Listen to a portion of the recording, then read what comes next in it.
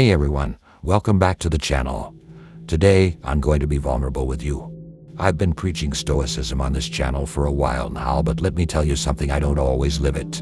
And that's okay. In fact, it's more than okay. It's real. Today, I'm going to share the truth about why I don't always live by the Stoic principles I teach, and how this struggle is actually a big part of the journey. Let's dive in. Stoicism teaches us to be resilient, to control our emotions, to accept life as it is without resistance. It's powerful stuff, right? But here's the truth. It's hard. The gap between the ideal Stoic life and the reality of our daily experience is massive. We preach acceptance of the things we cannot change, but how often do we actually feel the frustration, the anger, the disappointment before we manage to calm down? I'm guilty of letting those feelings take over sometimes, even after reading Meditations for the 100th time. Pause and reflect for a second. Just because I preach Stoicism doesn't mean I've got it all figured out. I'll be honest, I still get angry. I still have moments where I let stress completely overwhelm me, and that's normal. Stoicism isn't about perfection. It's about progress. And this is where the beauty of Stoicism really shines. It's not in the moments where we're perfectly calm, perfectly detached, perfectly in control. No, the real value comes in those moments when we fail, when we let our emotions take over, when we react in ways we later regret. Why? Because it's in those moments that we get to apply the very principles we've learned. Think about it like this. The Stoic path isn't a straight line. It's messy. It's about how we recover from those moments, how we look at our emotional failures and say, what can I learn from this? How can I use this moment as an opportunity to practice what I preach? The Stoics didn't say that you'd always be able to control your emotions, but they did say you have the power to control your response to them. Here's something I've learned over time. Stoicism isn't about denying our humanity. It's not about turning into a robot who doesn't feel anything. It's about feeling your emotions fully, but not letting them dictate your actions. Let me share a story with you. There was a time not too long ago when I faced a huge setback at work. I was upset. I felt overwhelmed. I raged for a few minutes. I couldn't stay calm. I couldn't immediately accept the situation. But after I calmed down after that emotional outburst, I asked myself, what can I do now? How can I use this situation to grow? And you know what? That's when I realized Stoicism isn't about not feeling those negative emotions.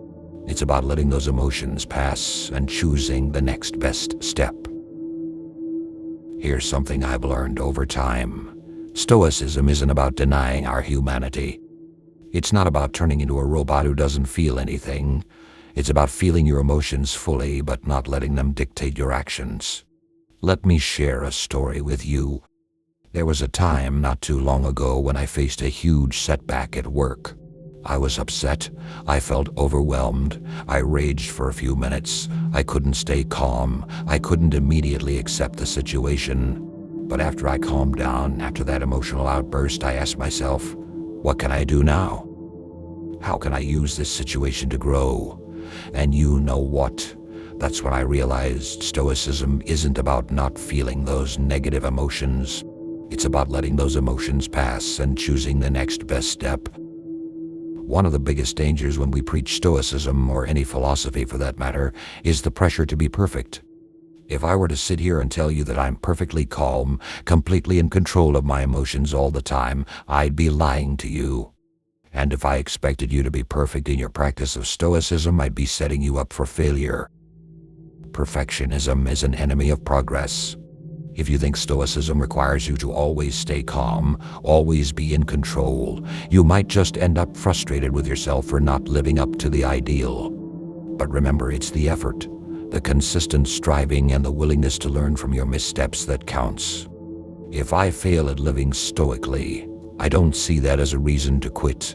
I see it as a reason to dig deeper, to improve, to get back on track. So what do I do when I slip up? How do I get back on the Stoic path? The first thing I remind myself is to be compassionate toward myself. Stoicism teaches us to be objective, to look at things from a rational perspective.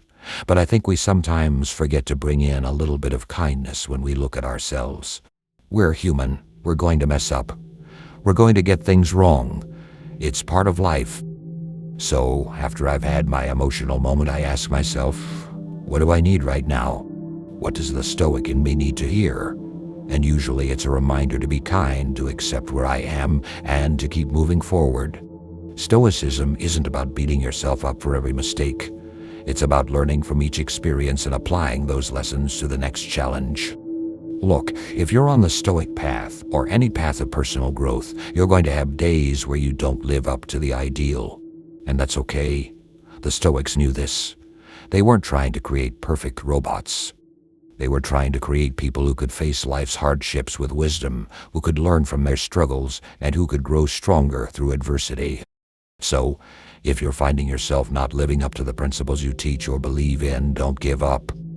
Don't throw it all away. Just remember, it's about progress, not perfection. Embrace the struggle, learn from it, and keep moving forward. Thanks for listening. If you've ever struggled with living stoically, or if you've had moments of frustration, I'd love to hear about them in the comments. Let's support each other on this journey. Until next time, take care and keep practicing.